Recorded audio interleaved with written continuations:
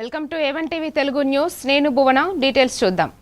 మార్కాపురం జిల్లా కనిగిరి నియోజకవర్గంలోని పీసీపల్లి మండలం అడవిలోపల్లి గ్రామంలో వైఎస్ఆర్సీపీ కార్యకర్తలపై జరిగిన దాడి అమానుషమని వైఎస్ఆర్సీపీ ఇన్ఛార్జి దద్దాల నారాయణ యాదవ్ అన్నారు.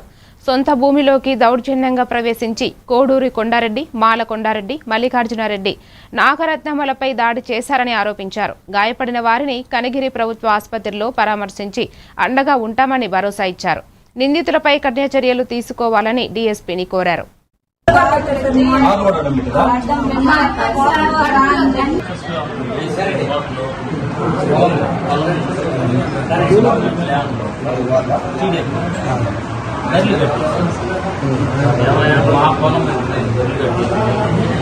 ఫోటో తీసుకుని